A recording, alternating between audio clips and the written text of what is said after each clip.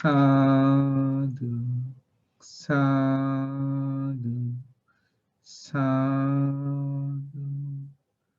Namo tassa bhagavato arahato samma sambuddhassa. Namo tassa bhagavato arahato samma sambuddhassa. Namo tassa bhagavato arahato samma sambuddhassa.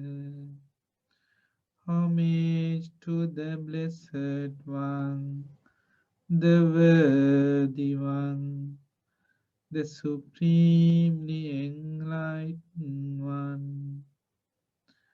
I go for refuge to the Supreme Buddha. I go for refuge to the Supreme Dhamma. I go for refuge to the Supreme Sangha. For the second time, I go for refuge to the Supreme Buddha. I go for refuge to the Supreme Dhamma. I go for refuge to the Supreme Sangha. For the third time, I go for refuge to the Supreme Buddha. I go for refuge to the Supreme Dhamma. I go for refuge to the Supreme Sangha. Sadhu, sadhu, sadhu.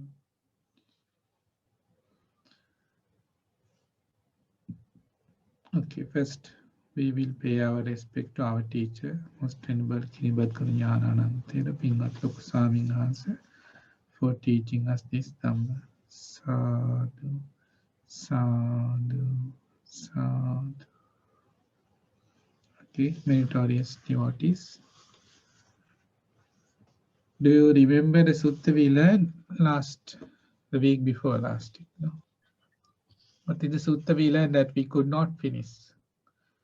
We ran out of time, so we will continue that sutta today. What's the name of the sutta? Sabbasava Sutta Bhante. Sabbasava Sutta. Okay? Yeah. So what does it mean? Sabbasava means all the tense, no? We learn about the tense. Yes. So what are tense? What are they? Tense?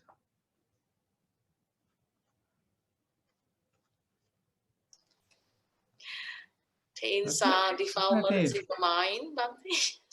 Huh? Defilements in the mind, Bhante. Defiles of the mind. So anyone else? Anyone else about tense? What exactly they are?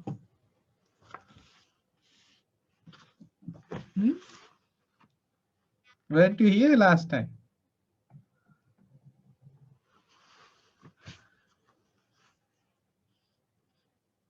Anyone else? States are defilements, of course. The forms of defilements. That's deep seated in the mind. And when the circumstances arise, when the favorable circumstances are there, they manifest. So in a way, they are latent disposition. Deep-seated states that exist in the mind that prolong our existence in the samsara. So these are known as tails. So it was the Buddha who first realized with his wisdom when he attained enlightenment that there are such things called tails in our mind that brings about suffering. So Buddha, before he attained enlightenment, in the first watch of the night, what knowledge did he realize? The first knowledge the Buddha realized, seated under the Bodhi tree, just before his enlightenment, what is the knowledge he realized? The first knowledge he gained. Ubbe Nivasanussati Jnana. Okay, that's the first knowledge. That means the knowledge of recollecting the manifold past lives of himself and of other beings as well. Okay, so then in the middle watch of the night, what did he realize? The next realization the Buddha gained. What's it next? Chatupapata jnana. Chatupapata jnana. Which is what? In English? The passing away and reappearing of beings according to their karma. Yeah. Buddha could, with his divine eye, that surpasses the normal sight as we know it.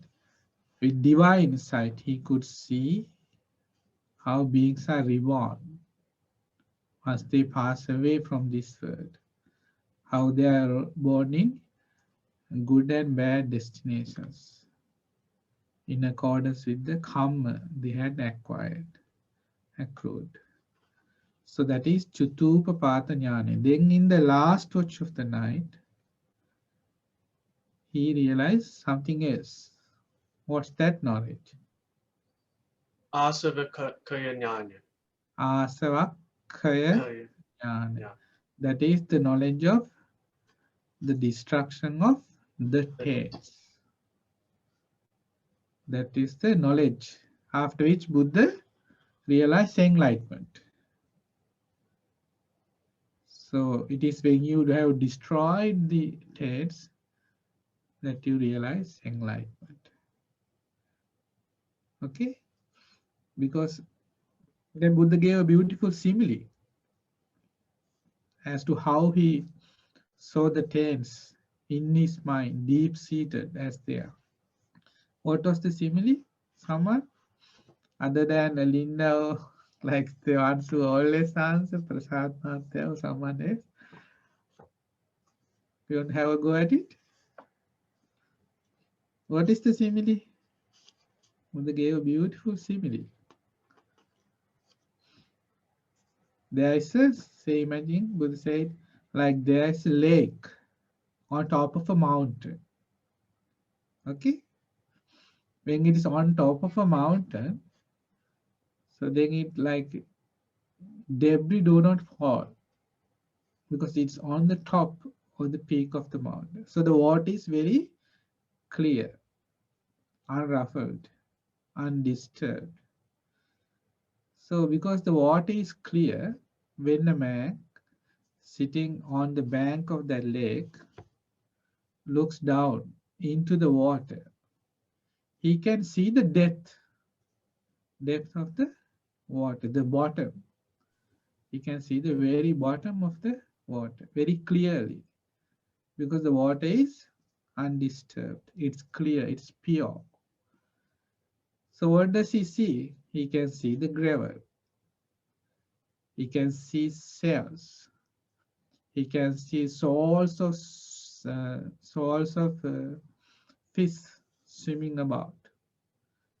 You could clearly see all this. Likewise, the Buddha, once he had purified his mind by attaining the fourth chara, in that state, in that jhanic state, he could clearly see how the tails are there, deep-seated in his mind. How they exist attached to the five aggregates of clinging, with regard to them, how they exist.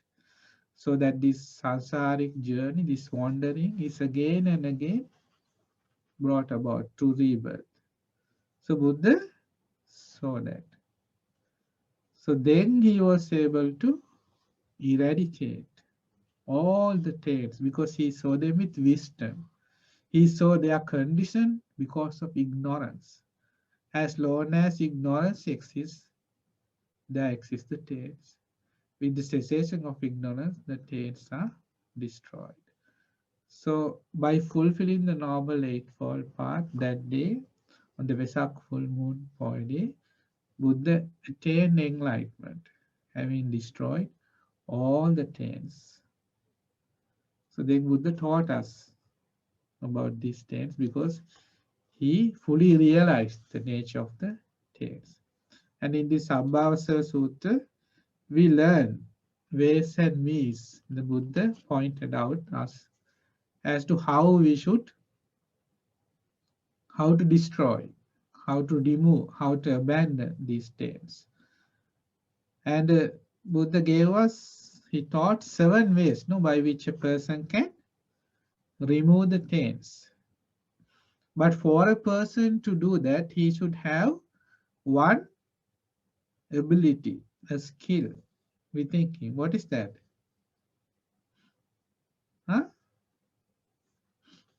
What ability should he possess? What is that?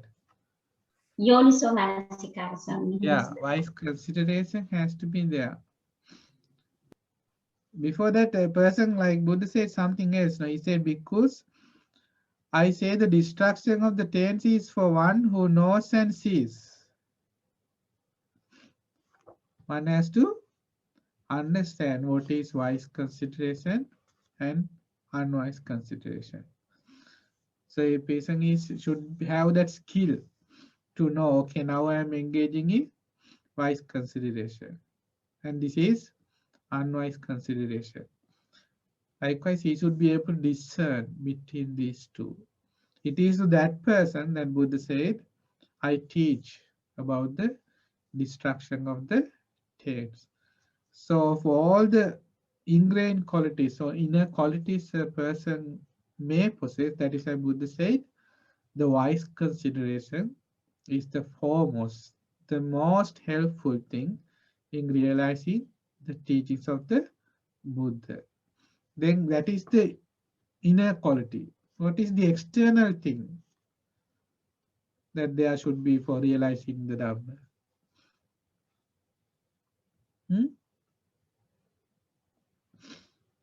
The external aspect that has to be there, the foremost of them all. What's that? Kalyana Mitra Sevane and Parato Ghosh. Yeah. The association with the noble friends. Sappurisa. Asura has to be there. That means you have to basically have the chance to listen to the Dhamma. It is through the noble friends that you get that opportunity to listen to the Dhamma. So that has to be there. So inner quality that you should definitely possess is what? Wise consideration.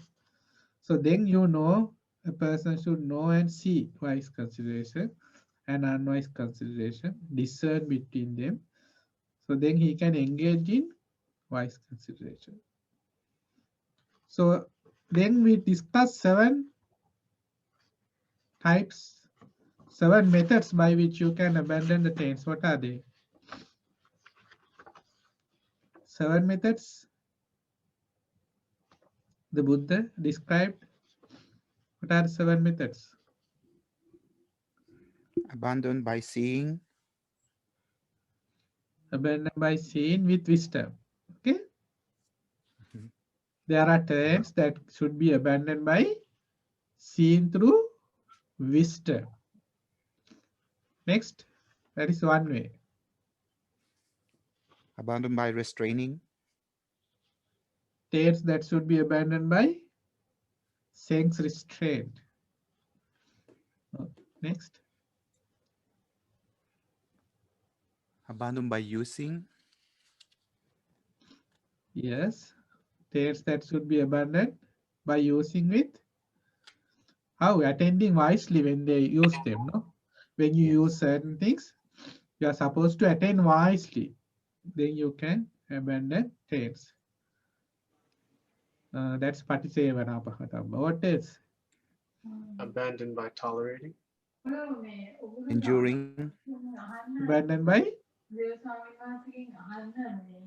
Enduring. Enduring. Yeah. enduring with patience, no? There are certain taints that you can abandon once you endure them with patience. Mhm. Then what? Abandoned by avoiding. Yeah, there are certain taints that should be avoided, that states that should be abandoned by avoiding. Mhm. That is disassociation. Then there are taints that should be abandoned to what? Removing.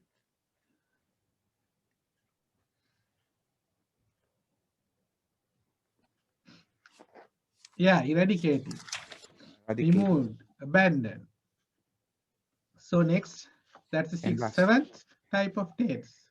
Abandoned by developing.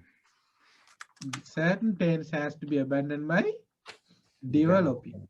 So those are the 7 types of taints. Mhm. First have to be abandoned to wisdom.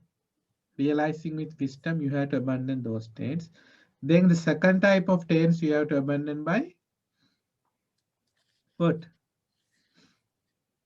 Seen through wisdom, some you have to abandon. The others what? Sense restraint. Through sense restraint. Okay. Third? Using. Huh? Using. What? Okay, I read so listen. Is it the last one, Bhante?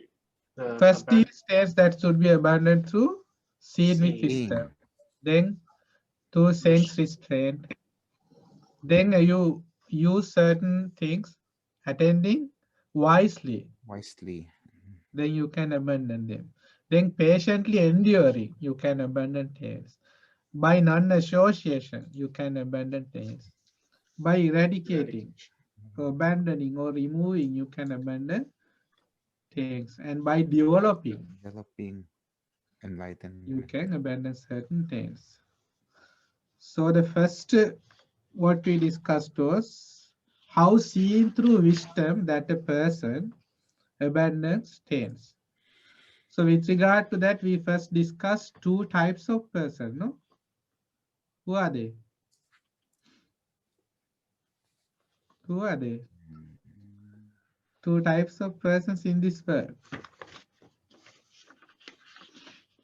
Huh? Asapurisa The one who and has- Sapurisa. Yeah, Sappurisa and Asappurisa.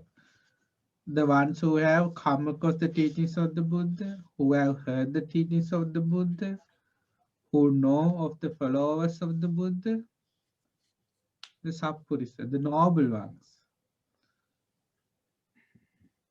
And the ones who have not come across the teachings of the Buddha, who have not heard the teachings of the Buddha. Okay, the Asappurisa, the uninstructed worldlings, the Asappurisa. Here Buddha said, here bhikkhus an untaught ordinary person who has no regard for noble ones and is unskilled and undisciplined in their Dhamma, who has no regard for true men and is unskilled and undisciplined in their Dhamma. So for such a person, what is the drawback? Okay, for him, why can't he get rid of the tails? What is the drawback for him? A person who has not heard the teachings of the Buddha? They don't know the process of how to remove the taints. Like they don't know about the Noble Eightfold Path or the Four Noble Truths. So they're unable to follow the path that'll help them eradicate those taints. Yeah, in this sutta, Buddha specifically pointed out something, that he does something wrong. That is why he cannot eradicate the taints. What is that? Here it says he does not understand what things are fit for attention. He doesn't know what are the things to pursue. He doesn't know what are the things to focus upon. And he also does not know what are things unfit for attention. What are the things I should not pursue? What are the harmful things? He doesn't know both of these. So this not knowing what to pursue, what to attend to, and what to not to attend to, that happens for a person who has not come across the teachings of the Buddha, who has not learned the teachings of the Buddha. So because then what happens? Then there are things such when he attends to them, the unarisen taints of sensual desire arises. Unarisen taints of existence arising. Unarisen taints of ignorance arising. Those are the three types of taints, no? Kamasrava, Bhavasrava, Avijjasrava. Taints of sensual pleasure, which means that there is the tendency, that we are drawn to sensual pleasures. That is there because of what? Because there are the taints of sensual pleasure within us. And then we have this longing to exist in this samsara and enjoy these sensual pleasures as much as possible. So we love to exist. That is there because of what? Taints of existence. Then taints of ignorance is there. As long as the taints of ignorance is there, this samsaric journey, this wandering in the samsara, it does not end. There's the continuation. So ignorance propels this journey in the samsara. So in this way, when a person who has not heard the teachings of the Buddha, he attends to things that are unfit to attend. And whatever things that are fit to attend to, he does not attend to them. Thereby what happens within him? Unarisen taints of sensual pleasure, existence, and ignorance arise within him. And whatever taints that have arisen, what happens? They further increase. That's what happens. So in this way, by attending to things unfit for attention and by not attending to things fit for attention, both unarisen taints arise in him and arisen taints further increases. So that is why you have to be fortunate to have heard the teachings of the Buddha. So then you are a person, Satpurisa, an instructed worldling. That means a person who have heard the teachings of the Buddha. So then you know what are the things that are fit to attend to, things you should pursue, and things you should not pursue. You have that understanding. You have that wisdom. Through the teachings of the Buddha, you know these are things that I should avoid. These are things I should pursue. Because a person, Buddha said, no, for a person, an uninstructed worldling, because he have not heard the teachings of the Buddha, he take up a lot of wrong views. No? We discuss certain wrong views. No? When he attends unwisely in this way, one of 6 views arises in him, said the Buddha. What are the 6 views? He thinks a self exists for me. Or he thinks no self exists for me. Or he thinks I perceive self with self. I perceive not self with self. I perceive self with no self. So in this way, he takes up a wrong way. Or he thinks in this self of mind that speaks and feels and experiences, here and there the results of good and bad actions. But this self of mine is permanent, everlasting, that we think there is eternal soul within him. So when Buddha said nice thing about this, no, this speculative view, because is called a thicket of views, the wilderness of views, the contortion of views, the vacillation of views, the fetter of views. That means he gets lost in views. So once you get lost in views, once you are caught in them, caught up in them, then there is no escape from suffering, this samsaric wandering. So that is why for the Sutta Arya Savaka, bhikkhu well taught in the noble discipline, who has regard for the noble ones and is skilled and disciplined in their Dhamma, who has regard for true men and is skilled and disciplined in their Dhamma, then he knows. He knows this is wise consideration, this is unwise consideration, these are the things I should attend to, these are the things I should avoid. He knows that. And for such a person, he understands what things are fit for attention and what things are unfit for attention. Therefore, by not attending to things unfit for attention and by attending to things fit for attention, unarisen taints do not arise in him. And arisen taints are abandoned. Okay, then you should be able to discern for yourself with wisdom, what are the things I should pursue and what are the things I should not pursue. What are the things that are conducive for the defilements, the taints to grow within me? And what are the things that are conducive for the abandonment, the removal of these taints? That's why there is a part for you to do with mindfulness and wisdom, with effort, or else just listening. That alone does not amount to anything. Just talking, still that does not amount to anything. That is why there's always for you a part to be done.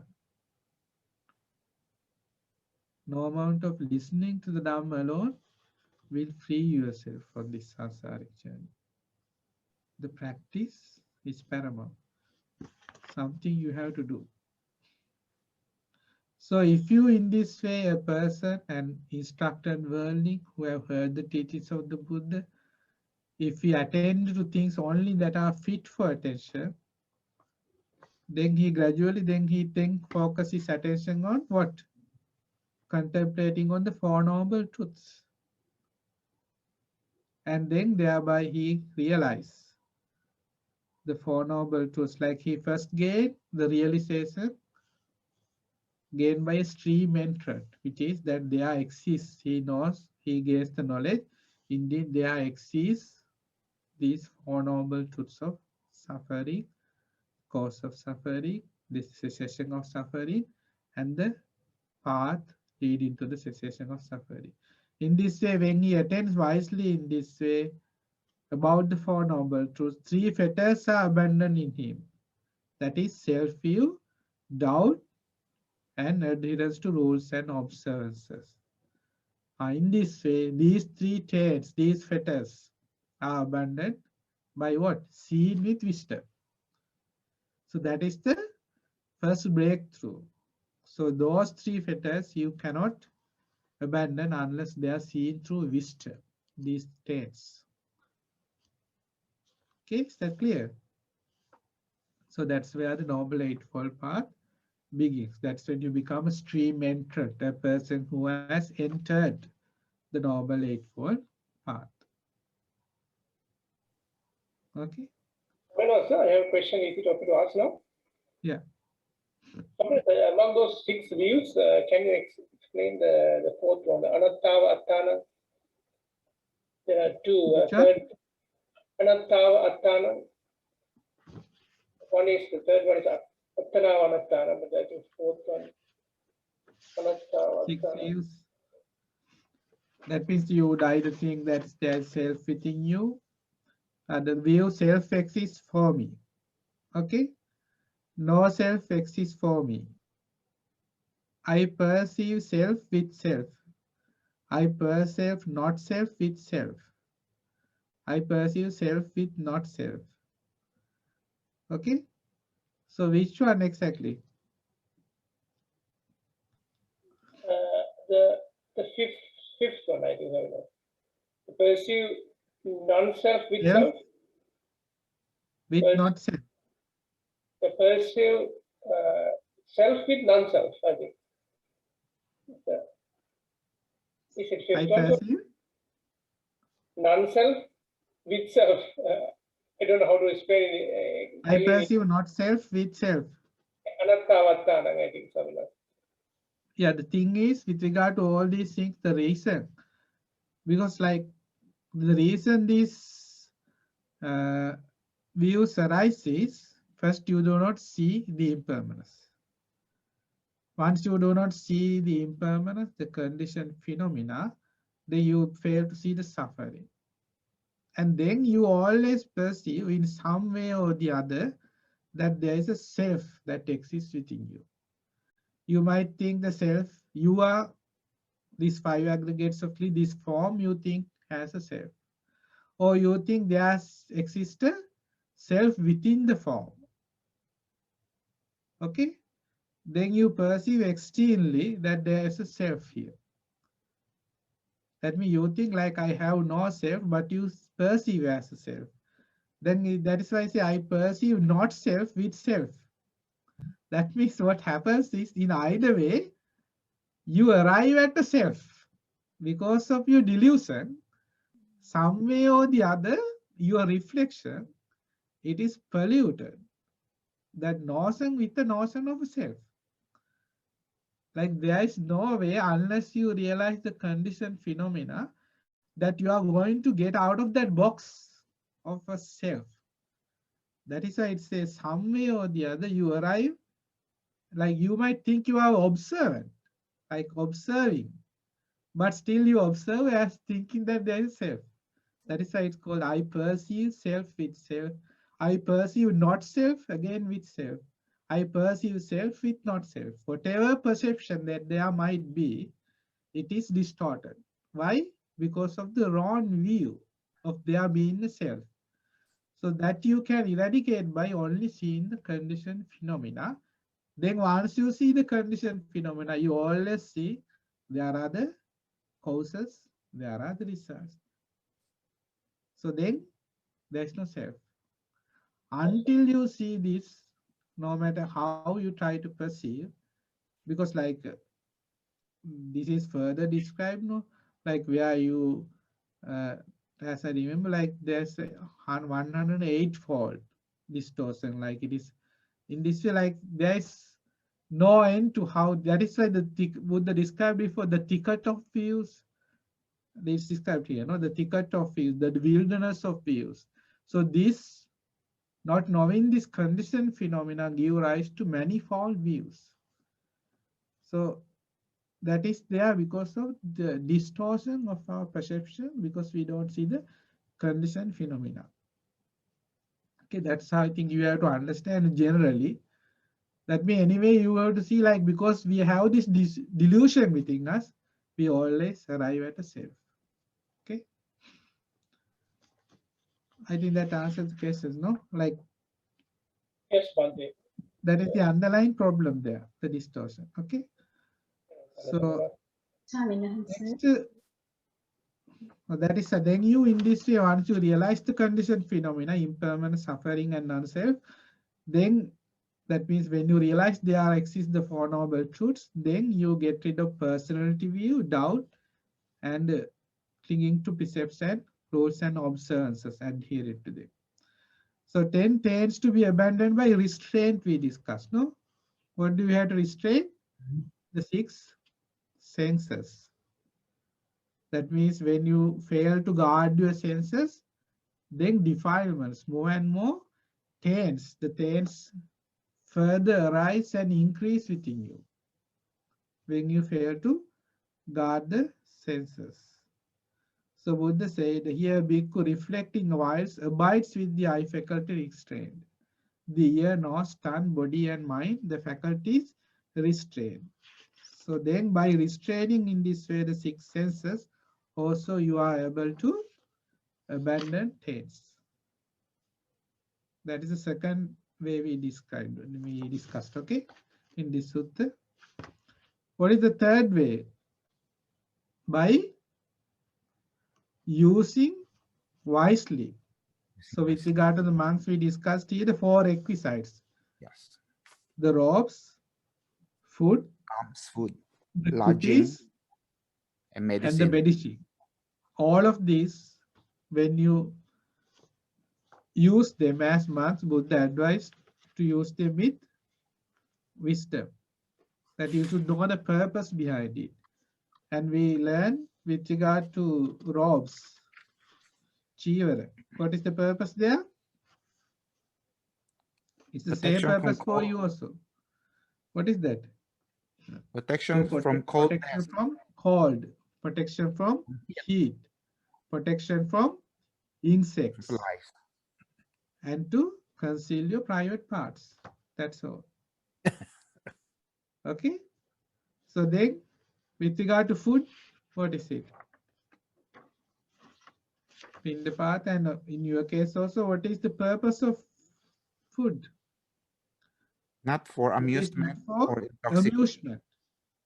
It is not for intoxication, nor for the sake of physical beauty and attractiveness, but for only, endurance. yeah, For endurance for the and endurance and continuance. continuance of this life, of this body, for ending any discomfort that there might be because of hunger. It is there to assist your life as a monk or any practitioner, so that we can survive, because we need food to live. We live on food. That's all the purpose there. Okay. No, sir. Yes. What is the meaning of Madaya? Madaya. The meaning of Madaya. Chinna Madaya, Mandanaya, Vibhusanaya. So, out of these, what is the meaning of Madaya? Can you hear me, Somina? Huh? Can you hear me now? Like you hear the audio is not clear today. Can you speak up? Yes. Can you hear me now, Somina? Like what it means when we say Namadaya? Yes, Somina. So, Namadaya. Yeah, Namadaya is like say, like you certain people take food like to build their muscles, to look good. That you take certain supplements. No, that is like you are intoxicated with your body. Then you are focused on the gratification of the body, and you want, like it's too much. No, being healthy is one thing. Then you want to get extra beauty or whatever by taking certain type of food. Then that's intoxication with the body. So that is not the purpose. So that you just take the food to live a life without getting sick, without, like, to prevent hunger, discomfort. That's the purpose. Okay. Okay.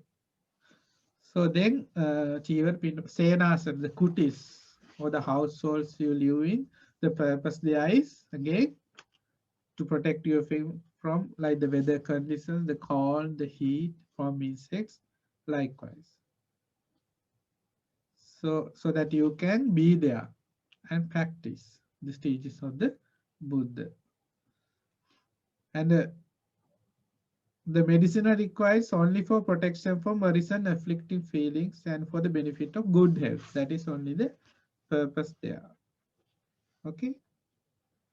And do you remember the simile that Buddha gave, a beautiful simile, no, with regard to food? What is the simile? I have the sutta here. Okay, shall I read that? So, and how bhikkhus should the nutriment of edible foods be seen? How should it be seen, the food? What is the focus there? Suppose a couple, husband and wife, had taken limited provisions and were traveling through a desert. They have with them their only son, okay, dear and beloved. Then in the middle of the desert, their limited provisions would be used up and exhausted. While the rest of the desert remains to be crossed, the husband and wife would think our limited provisions have been used up and exhausted. With the rest of this desert remains to be crossed. So they are in the middle of the desert. All the resources they had, the provisions, they are exhausted. So what do they think? They think, let us kill our only son, dear and beloved, and prepare dried and spiced meat. By eating our son's flesh, we can cross the rest of this desert. Let not all three of us perish. So that's what they conclude. Then because the husband and wife would kill their only son, dear and beloved, prepare dried and spiced meat, and by eating their son's flesh, they would cross the rest of the desert. While they are eating their son's flesh, they would beat their breasts and cry, where are you, our only son? Where are you, our only son? So they are crying while they are eating his meat. What do you think, bhikkhus? Would they eat that food for amusement, or for enjoyment, or for the sake of physical beauty and attractiveness? Okay? No, Venerable Sir. So that's what we should also think, no, when we consume food. That's the mindset we should have, do the same when we consume food. Wouldn't they eat that food only for the sake of crossing the desert? Yes, Venerable Sir. What is the desert we have to cross over? The samsara. That is why we should consume food. It is in such a way because that I say food should be seen. When the nutriment of edible food is fully understood, lust for the 5 chords of sensual pleasure is fully understood. When lust for the 5 chords of sensual pleasure is fully understood, there is no fetter bound by which a noble disciple might come back again to this world. So because in the food you find all 5 chords of sensual pleasure. So it's a powerful simile, no, by the Buddha for us to understand the purpose of consuming food. Then the taints we discussed, taints that should be avoided by enduring with patience. You have to patiently endure what things. Buddha say here, a bhikkhu reflected wisely, bears cold and heat, hunger and thirst, and contact with insects, the sun, whatever, the wind, all these things you have to endure with patience. And ill-spoken, unspoken, unwelcome words, harsh words, you have to endure with patience. Or else if you get worked up with that, what happens? The taints, unarisen taints arise. You might retaliate. You might scold him back. So unarisen taints arise within you. Arisen taints, they further increase. That is why you have to patiently endure.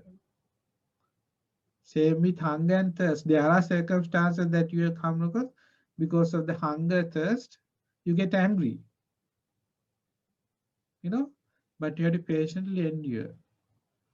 So then bodily feelings that are painful, racking, sharp, disagreeable, painful feelings, you have to patiently endure. So in this way, these are the things that has to be abandoned to enduring with patience. Then there are the things that should be abandoned by avoiding. And we learn, no, certainly in those days because they lived in forests, they went for arms round, then they came across certain animals. No, here a bhikkhu reflecting wise, avoid a wild elephant, a wild horse, a wild bull, a wild dog, a snake, a stump, a bamboo branch, a chasm, a cliff, a cesspit, a sewer. So animals and dangerous places they had to avoid. Okay.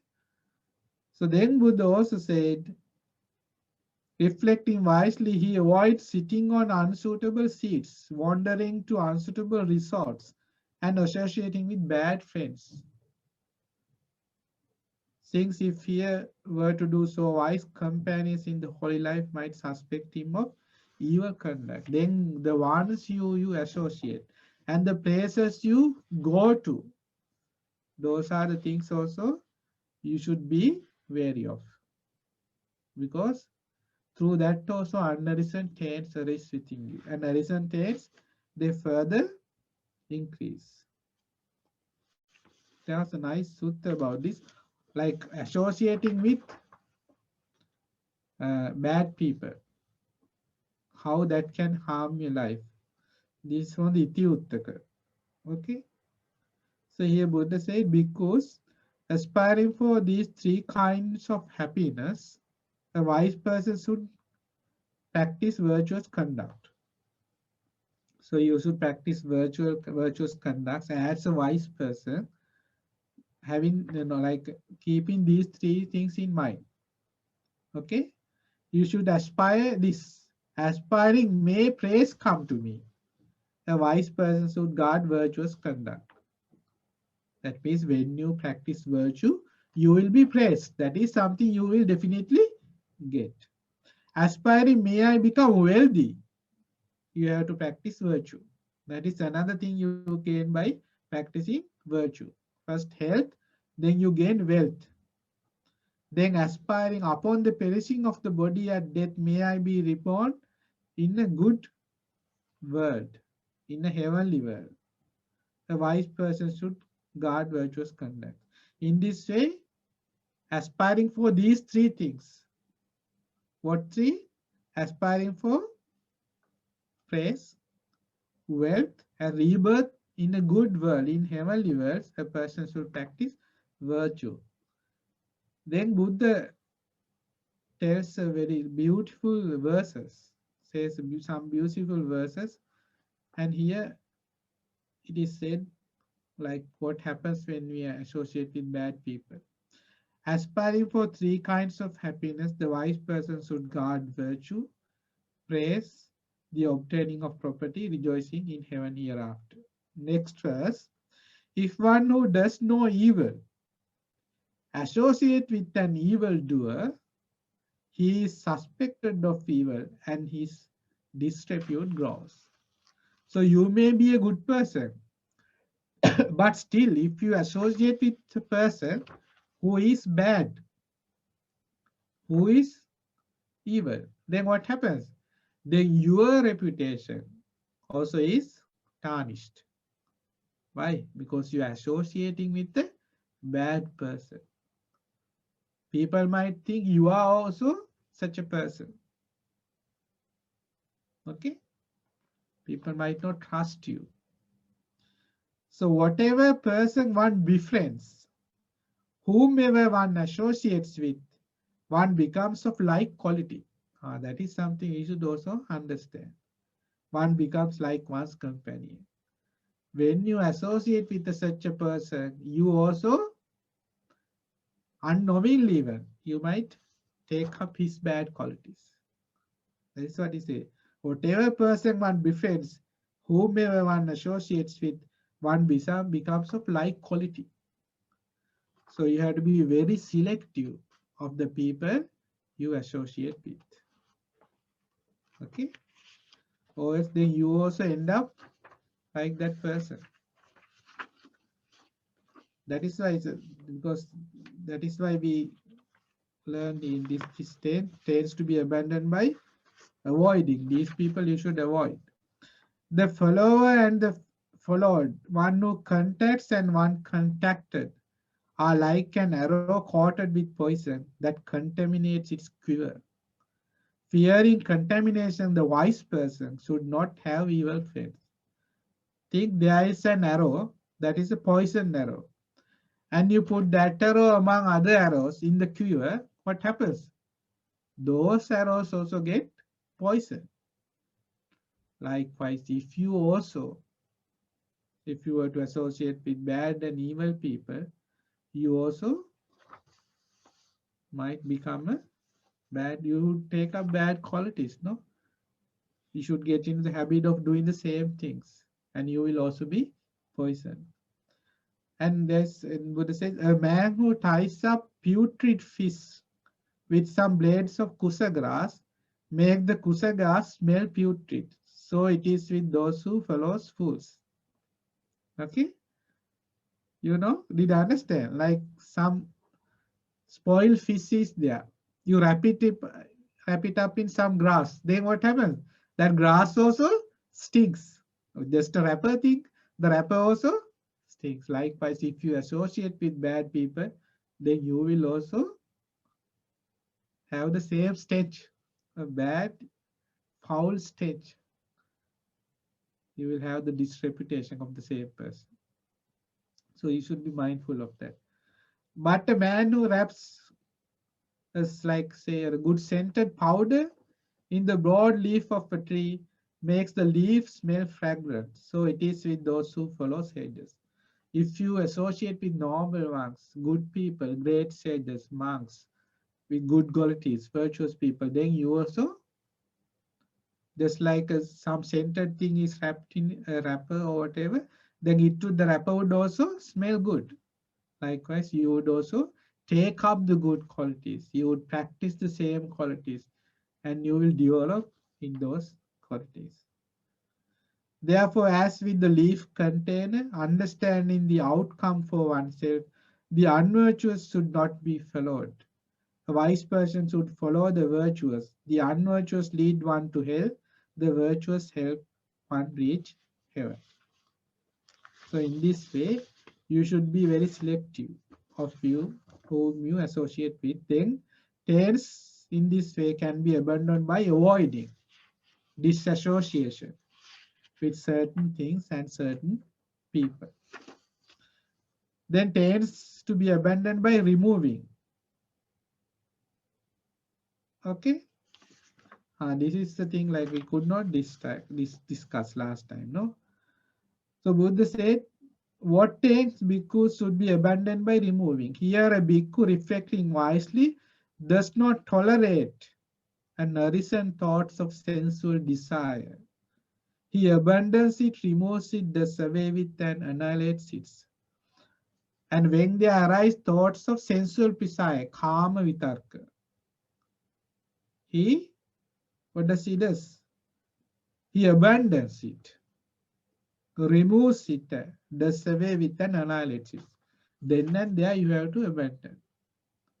So these have to be abandoned and removed, these states.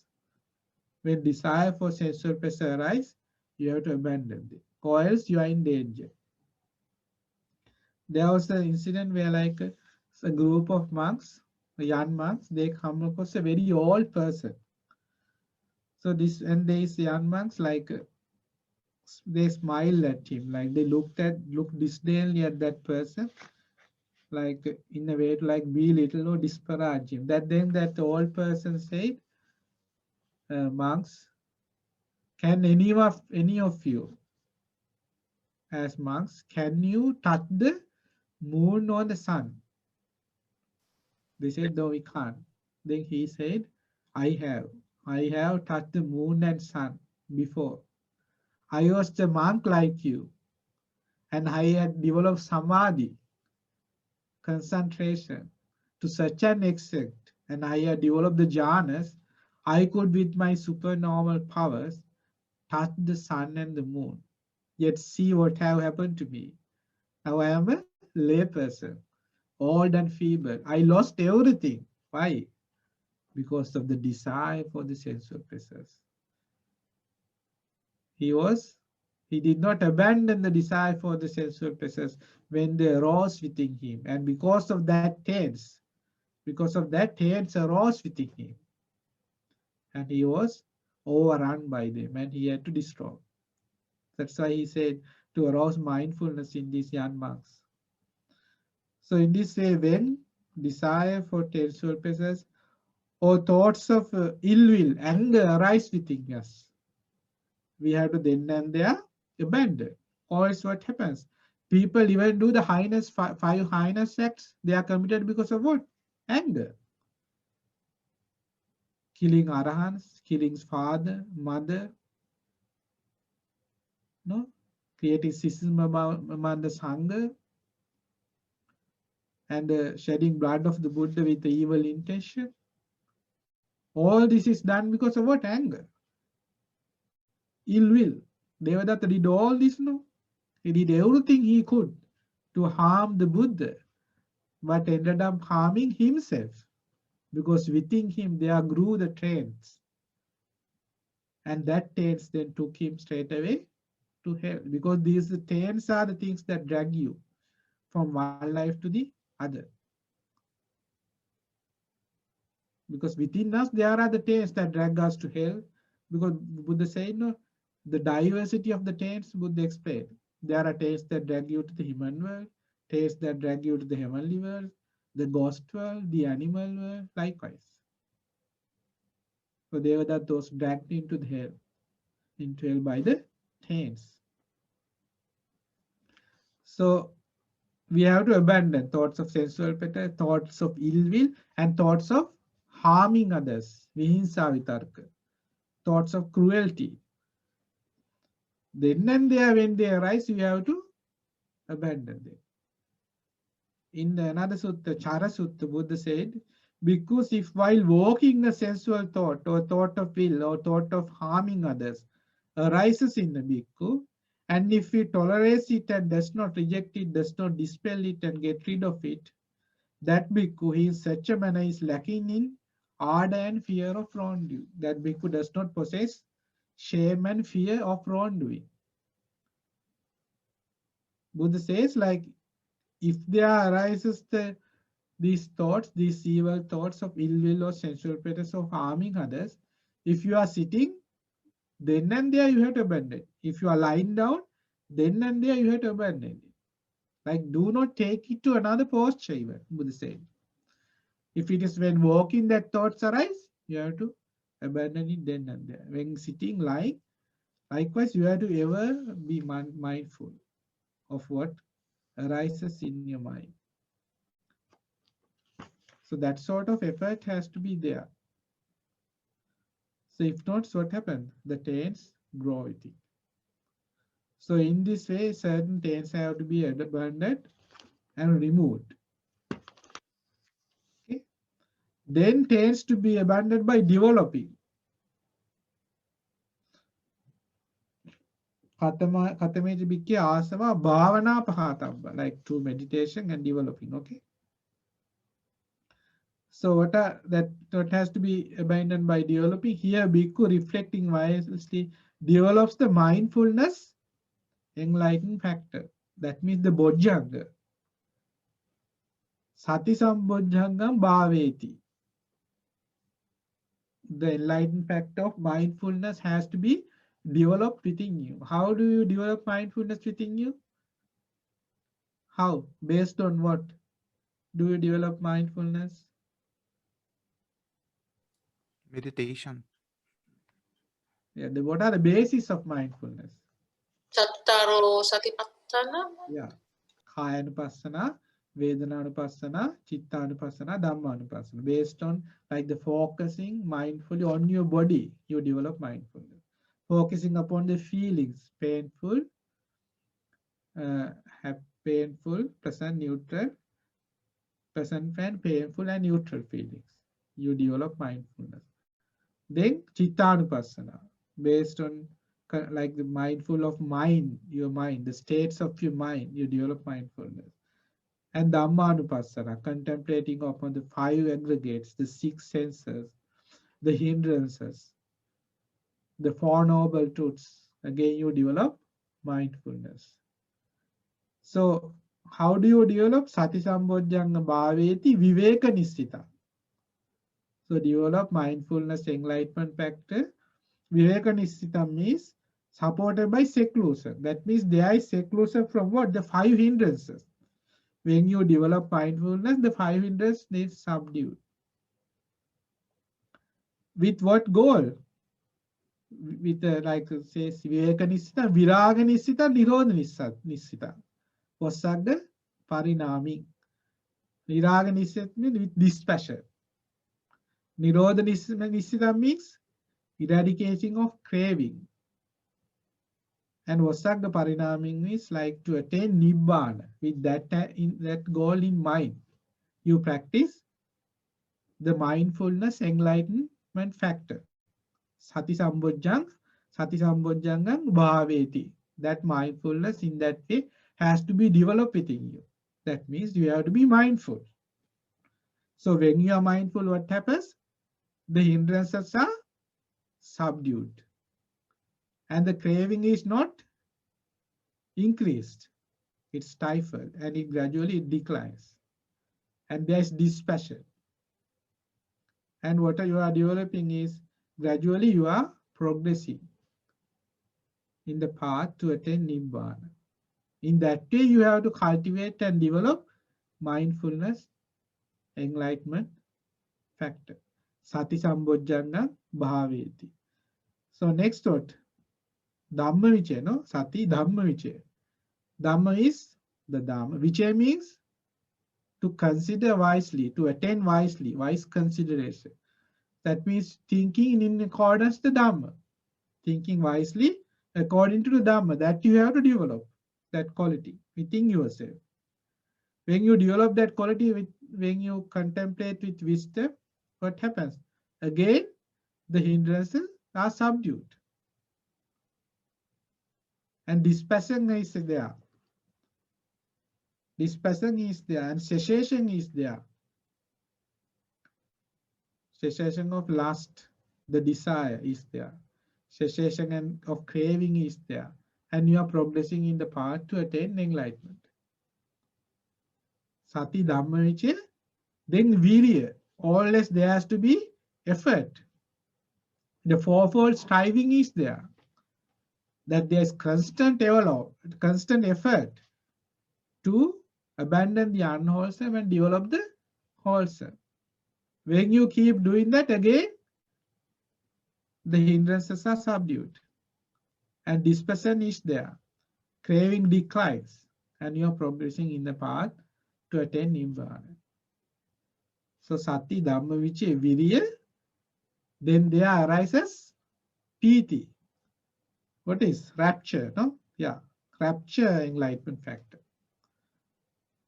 Why is there priti or rapture? Because you see yourself. Now I am practicing mindfulness, practicing wise consideration. I never harbor unwholesome thoughts.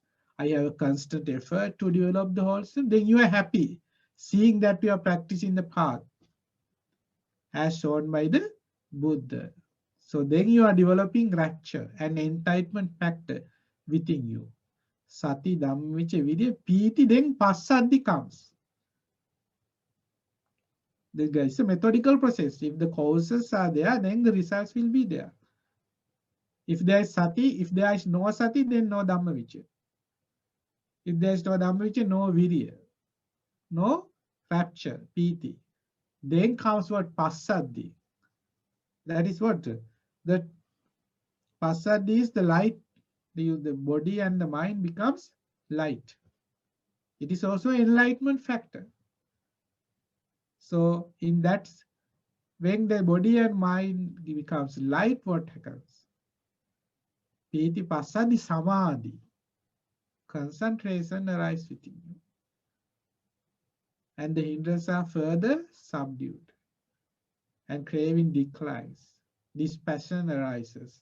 And you keep on contemplating on the reality of the five aggregates, the six senses, the four elements, and you try to see with wisdom impermanence, the suffering and unself.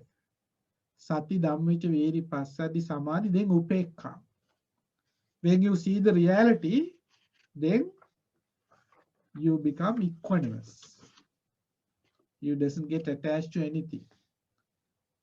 And your hindrances are further subdued, dispassion and craving declines, and then you upekha sambojjhanga. With the fulfillment of upekha, you can eradicate all the taints. Then you attain enlightenment by eradicating all the taints. So that is what you call, by developing you can abandon taints. That is developing by what? By developing what? By developing the sapta bojjhanga, the 7 factors of enlightenment. So then Buddha said, If the taints are thus abandoned, ayang uchchati bhikkave bhikkhu sabbasava sanghara sanguto viharati. Like in these 7 ways we discussed in these suttas, if the taints are all abandoned, then he is called a bhikkhu who dwells restrained with the restraint of all the taints. Asavakkaya, that means he is freed from all taints. Acchochi tanghang, that means he has severed craving. He has eradicated craving. Vavattai sanyojana, front of the fetters. All the fetters have been destroyed and abandoned. Samma mana abhisamaya, and with the complete penetration of conceit. There is no more conceit within him. Antamakasi dukkhasati, he has made an end of suffering. So suffering ends when what happens? When all the taints are destroyed. So taints exist as long as there is ignorance. And when ignorance is dispelled through the practice of the Noble Eightfold Path, then so are the taints, and there is no more suffering. So if you want to actually get rid of the taints, because once we go through life, if you pay attention to these 7 factors, then you will see if you do not adhere to this, definitely unarisen taints arise within you, and arisen taints further increase. You can see that for yourself. And if you are able to practice these 7 ways by which you can actually abandon the taste, then again, you can experience that for yourself. That the taints do not grow within you. You are able to abandon. And you see a decline in them. You can protect yourself. And gradually, if you do that, then that means you are practicing the Noble Eightfold Path.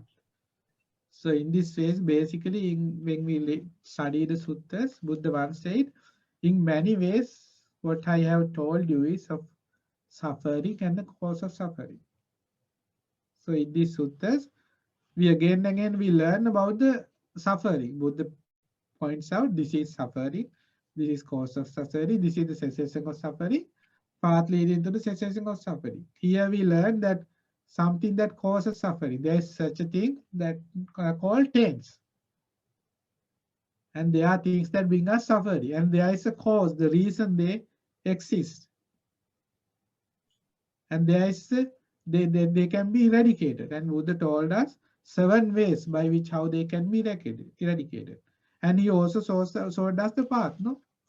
The path, the way by which you give up all the taints, abandon and remove them. Likewise, it's clear the path shown by the Buddha. It's up to us to practice. Okay? Any questions on what we learned? That's the Sabbasava Sutta. Swaminathan, so 7 techniques given to remove the taints. So Swaminathan, the first, and also there are 7 different techniques. Is that right, Swaminathan? 7 different methods to remove the taints. Yeah. The first one is the Dasana Pahatabba. Swaminathan, Dasana Pahatabba is most on right view and Sama Sankappa, Samaditya and Sama Sankappa, Swaminathan. And Swaminathan, I also don't understand Vinodana Pahatabba. It looks like they are overlapping. Vinodana. Vinodana Pahatabba, where Buddha explained with regard to Kama Kama Vitarka, Vyapada Vitarka, and Vihimsa Vitarka. That's Vinodana Pahatabba. Then Dasana Pahatabba means that you have to see with wisdom.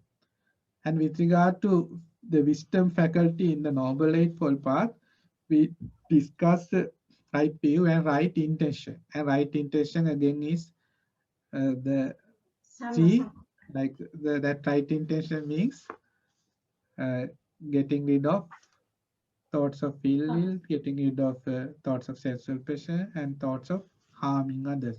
It does seem like overlapping when you like think in that manner, but right view, like Dasana Pahatabba means to gain wisdom for that to happen, you have to have right view, no?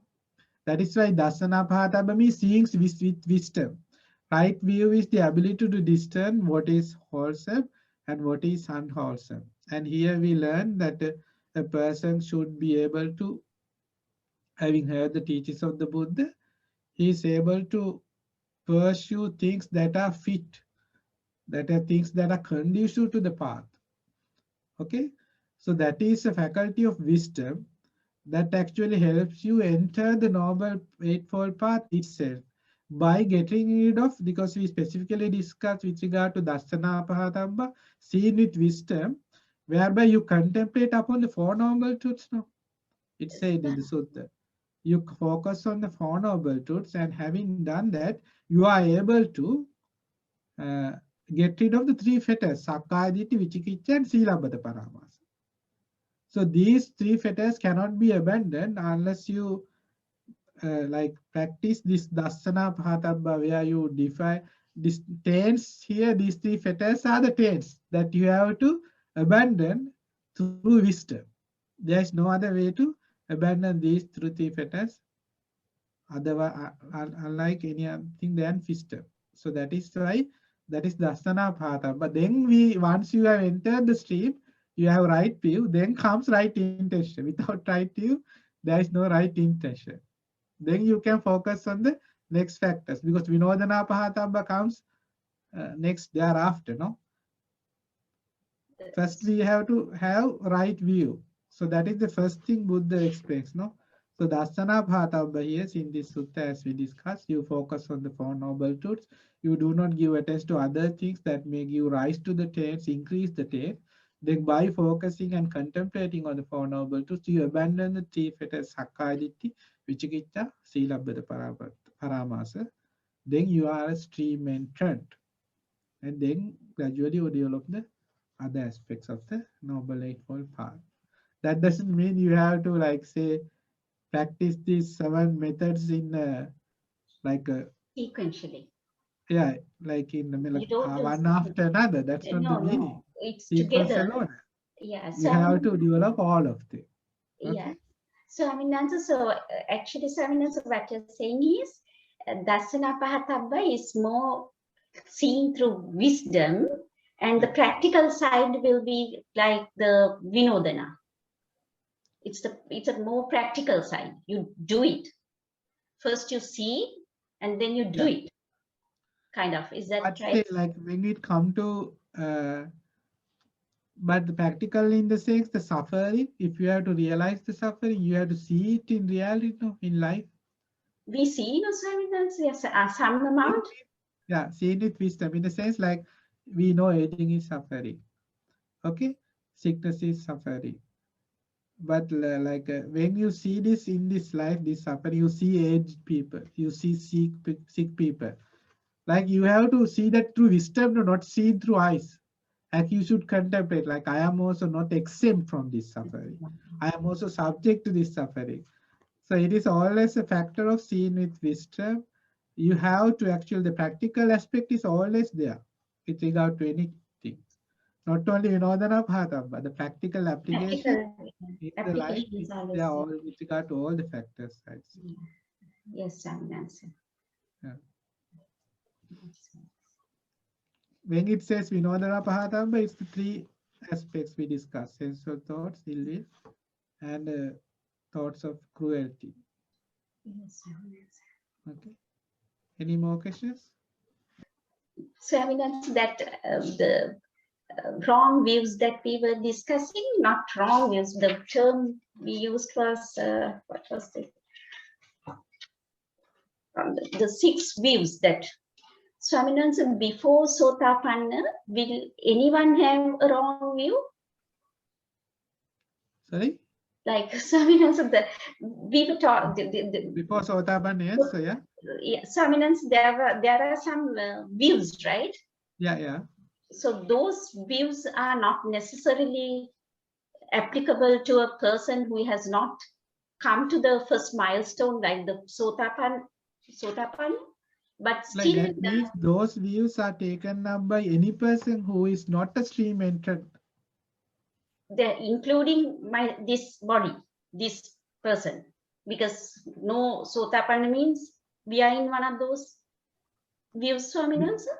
Unless you achieve the attainment of stream entry, every person.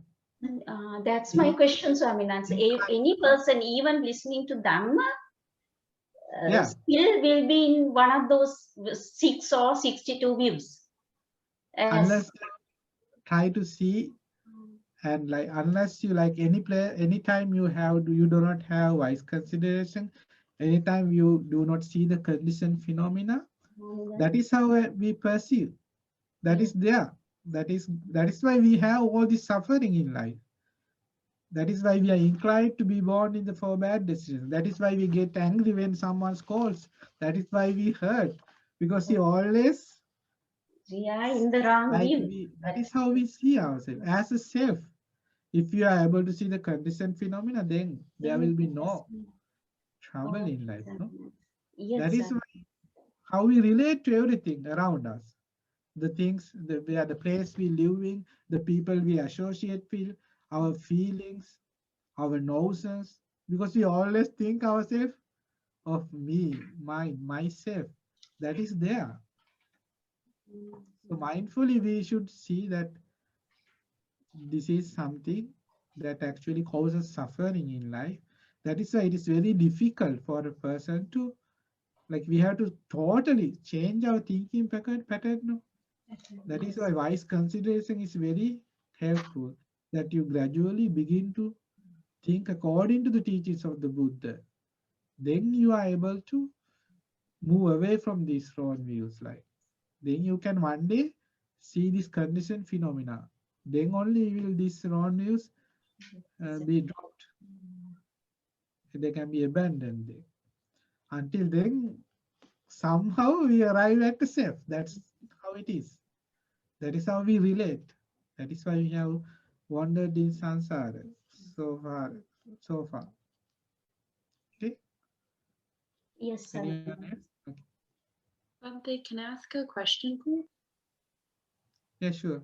Bhante, when Bhante had mentioned this, I think it was a simile Supreme Buddha had mentioned, where there was a monks and they were looking down on someone, and then he had mentioned, have you ever been to the moon or the sun? And I was also a monk at one point in time. That person, I believe Swamante mentioned that they had samadhi. Is that correct, Bhante? So even though that Bhante had samadhi, because of their kind of attractiveness to sensual pleasures, they disrobed. So then, do they still maintain that samadhi then as a layperson as well? Like what happens is, like in his case, surely he lost everything. That's the case. Like with regard to samadhi, the thing is, unless it's what we call samma samadhi. Samma samadhi means it is supported with right intention. Only a person who has become a stream entered at least has right concentration. Like even any person developing concentration, we can also achieve samadhi. A person can attain a state of jhana. But all that is conditioned, they are impermanent. Until you, like that means that you can lose that state any moment. They comes and goes. It is very difficult to maintain. It doesn't mean it's impossible, but it doesn't constitute right concentration. It is only when you enter this Noble Eightfold Path by becoming a stream entering, then you have right view. When you have right view, then there is right concentration. That right concentration does not decline. Whereas any state of jhana, samadhi you may attain without supported by wisdom. Your concentration is supported by wisdom only you have when you have right view. That means you have at least become a stream entered. That is why in that case that monk, though he had been a monk who had developed jhana to 4th jhana or even beyond that, that is like unless you attain at least the 4th jhana, you can't do this thing. Try to touch the sun and the moon. He did all that, but he had not realized with wisdom the 4 noble truths. That means he was not at least a stream entered. Had he been a stream entered, definitely then he would not have disrobed. No, that is why only when you have entered the path that you become a person who is not subject to decline. That is why Buddha gives the guarantee within 7 lives at most you will attain Nibbana. That guarantee is there because there is no decline once you enter the Noble Eightfold Path. And in this case, that monk had not. So therefore he disrobed, and now surely he would not have the states of Samadhi as well. Even if he did, certainly to that not that extent, because he said like, it's very unlikely. When you disrobe, then it's like always downhill from there. Okay, so that's what happened in that case. Okay, Many merits, Bhante. okay, you're welcome. Anyone else? I see.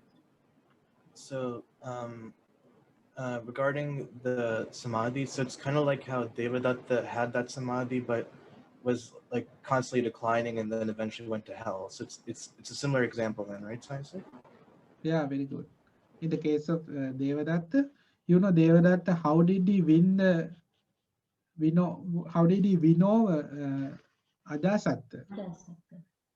He shape-shifted into a like baby, you know, with a lot of snakes wrapped around his body, and he appeared in the lap of King Ajasat that one, and he was scared, and then he then took his form and reappeared again in front of the king and said, "It is me." So he was like awed by this spiritual powers of Devadatta, and then he followed his words after that. So then he fell into trouble because Devadatta was Asapurisa. And in his case, so Devadatta clearly had jhanas, 4 jhana. And he had the spiritual powers, the supernal powers. He had irdhi. So, but what happened? The moment he thought, I have to kill the Buddha and become Buddha myself, he wanted that title of Buddha. He lost all the samadhi, all the spiritual powers he had with him. So likewise, as long as it is not supported with right view, it's not right concentration, and it is subject to decline at any moment. Okay.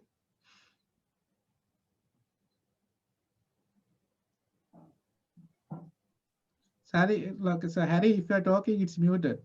Your mic is Okay. Yeah, I got it now. Bante, so following up a while ago, you're saying the story of the monk who is able to touch moon and the sun, but then because of sensual pleasure, so and everything eradicated. So my question is, a while ago, somebody asked about, so what about the samadhi, the wisdom that he has? So Bante, you said it's all gone. Okay, so does it mean that the sila, okay, so meaning to say sila is stronger than the wisdom, or so how can we put it which weight is stronger? So because Bante, a while ago you said that the monk has already reached a certain wisdom already through meditation. Okay, so he was able to touch, right? So touch the sun and the moon. So he is already, he has the wisdom. But then the sila, because of his he was not able, because he violated the sensual pleasures, so that's why the wisdom came down. So my question is, which one has more weight? Well, he did not have the wisdom. That's the whole point. Yeah. Samadhi is a skill. Focusing. Samadhi is a skill. Okay. It's a skill to focus on a certain object without wavering from that object. Like you keep the focus there. That's a skill a person may possess. That does not constitute wisdom. If we had wisdom in the first place, like wisdom means right view.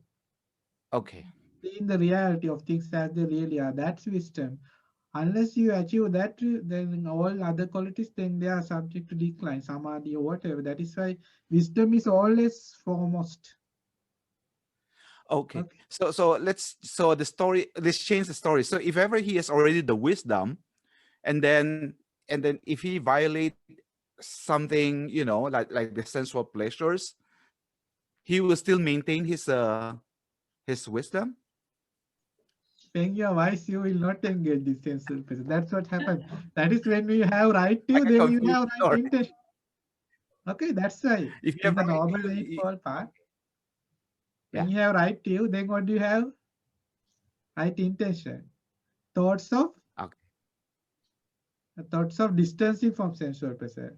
Thoughts of loving kindness. Okay. Thoughts of not harming others. That is why this is conditioned. When that is there, that's going to be there. Okay. Cause and effects. Oh, I see. Okay. So Bhante. okay. I got you, Bhante. Thank you, Bhante. Okay. Bhante, is this like a confusion between subduing the 5 hindrances and wisdom? There is a difference. Is that correct, Bhante? Confusion between the 5 hindrances and the wisdom. Sorry. Yeah, like the comment that the gentleman had. Maybe he's confused between wisdom and subduing the 5 hindrances. Yeah, like when you achieve state of samadhi, the hindrances are subdued. That's true. But that doesn't necessarily mean that they will not resurface. Yes. Circumstances are there, yeah. So that's what happens. So these special powers somebody can attain by subduing the 5 hindrances, but not necessarily having wisdom to understand the Four Noble Truths. Yeah, exactly. That's how it is. So he has not realized the Four Noble Truths. That wisdom is not there. But by subduing the 5 hindrances, he attained the jhanas. Yeah. The psychic powers. Yes, psychic powers. That's true. Okay. I think that's Reeb, no? Is that you? Yes, Bhante. Okay. So that's how it is. Okay. Wisdom is something. A skill is another. Yes. Thank you, Bhante. Okay. අවසරයි ස්වාමීන් වහන්සේ. අවසරයි ස්වාමීන් වහන්සේ. Yes. Swami Nansa, is there a way that you know that upadana has come to you? So you see, like using these senses, if something is acquired, how do you know that the mind has gone up to the point of upadana? Swami Nansa. Where upadana first, yeah? No, Swami Nansa, like say Swami Nansa, you know that say identified that tanha has come or some defilement has arisen. Now Swami Nansa, how do you know whether it has gone to the next level as upadana? Is there a way to sort of quickly identify, oh, I have come to this upadana? Yeah, that has to do with wisdom. No, you crave for certain things. And when you long for things, you crave. Craving is one thing. And you really long for things, then you can't give it up. You want it with you. You keep it. You safeguard it. When all that is clinging. Then you are grasping onto it. Okay? Then you can understand that there are things you crave. Craving is what? When you are drawn to things that you find pleasurable. That's craving. Okay? Then tanha paccaya upadana, when that there is certain things that you are drawn to, that you derive pleasure from, then you don't want to give them up. You want to collect them, you want to protect them, then that is clinging. You don't want to give up. Swami Nansa, let me put this way. Swami Nansa, if a particular thought is coming, like you don't want to think, but it just comes. So is that upadana, Swami Nansa? Upadana is like that strong feeling to hold on to something. You cling to things. So therefore, of course, it's not, not necessarily same thing over and over, if it comes to your mind, like you're thinking about something, you don't want even to think, but it comes. Yeah, like that. Why does that happen? Because dependent Because of origination is there. upadana. Huh? Is it because of Avidya, avidya is Sankara, there? Yes. Vijnana, Namarupa, Passa, contact, feeling, Tanha, Upadana. Like this process is there as long as there's ignorance. Okay, it is something that is constantly there in our life. Whether we like it or not, it's there. But once we gradually try to practice the Noble Eightfold Path, that means with regard to say the six senses, then what you have to do, there are certain things Buddha has taught us to do. He taught us to do. He said, think, I is impermanent. The form is impermanent. I consciousness is impermanent. I contact is impermanent. Feeling born of I contact is impermanent. And perception is impermanent. Okay? Then the volitions are impermanent. The craving is impermanent. Likewise, you have to keep thinking in that manner. And one day, when you realize the cause and effect phenomena for yourself with wisdom, then that is the day when you will stop this process. Until that happens, this is going to be keep on happening. That's nature, because then the causes, there are the results. So that is why we have to see through this with wisdom and mindfulness. Until that happens, you have to keep at it. With regard to five aggregates, again you have to contemplate the impermanence, the suffering, and the non-self of it. It is just a matter of incubating the eggs, no? In the simile, like that hen that had to incubate the eggs, that is something it has to do, whether it like it or not, then the eggs will hatch. Okay? If the hen does not incubate the eggs, but keeps talking, or like it walks around wondering, keep wondering where the eggs hatch. No.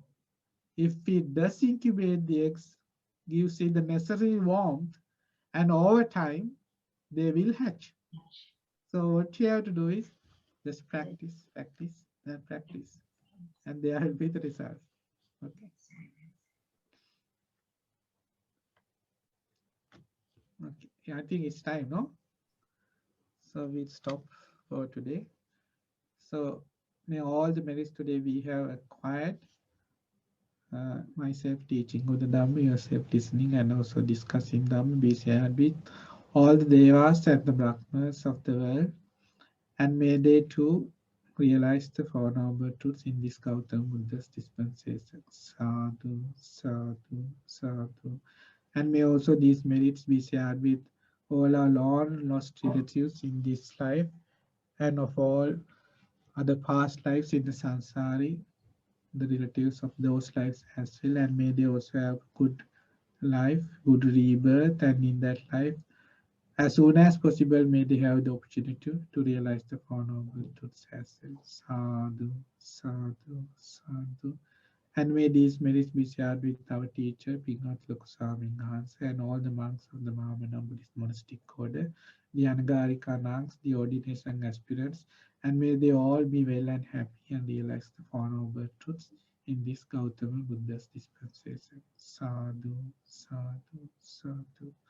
And may also these merits be for all of us and our teachers, our parents, our loved ones, our relatives, and may we all have the good fortune to practice the Noble Eightfold Path, to acquire merit, and have a good rebirth among the heavenly beings, and also realize the Four Noble Truths in this Gautama Buddha's dispensation. Sadhu, sadhu, sadhu.